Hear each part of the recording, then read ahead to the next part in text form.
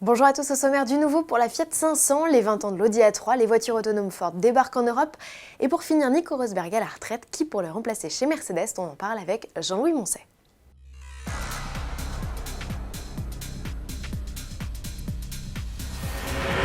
Depuis son retour sur le marché en 2008, la 500 nouvelle génération mène une carrière paisible.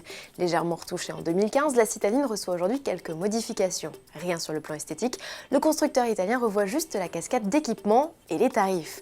Comptez 100 € de plus en entrée de gamme. Et si l'S-Finition Pop facturée 12 590 € profite dorénavant d'un limiteur de vitesse, elle perd deux équipements jusqu'ici de série. La banquette fractionnable est désormais facturée 200 € et la roue de secours, une option à 100 €. Mesquin, d'autant que ces tarifs s'appliquent à toute la gamme.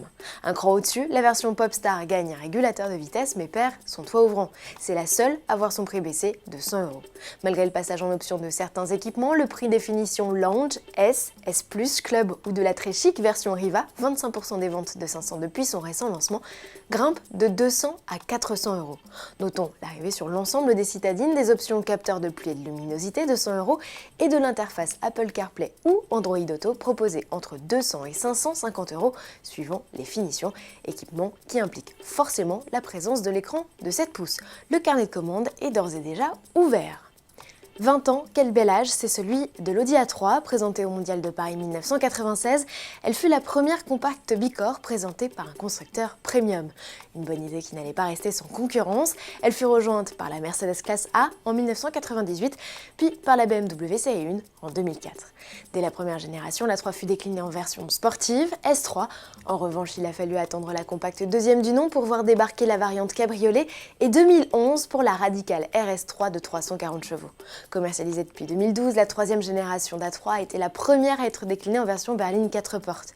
Elle a reçu, mi-2016, un nouveau look et des moteurs plus efficients et ou performants, mis à prix 25 600 €.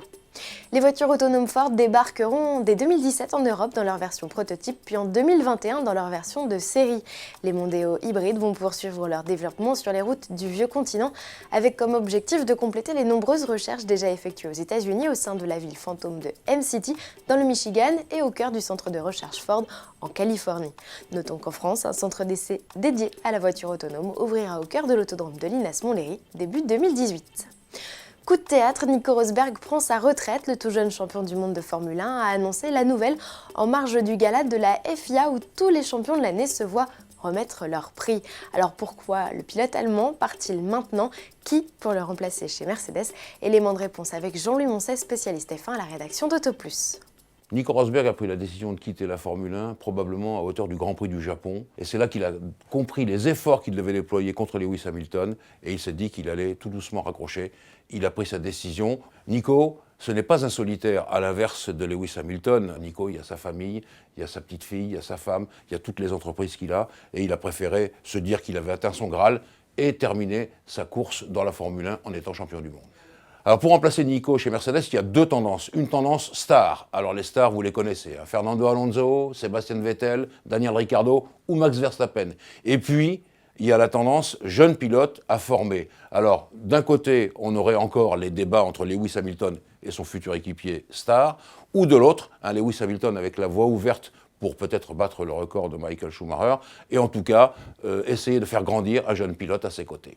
Restez informés de la suite des événements en suivant l'actualité sur autoplus.fr ou bien sur le blog de notre spécialiste, blog.autoplus.fr/Moncey. À demain.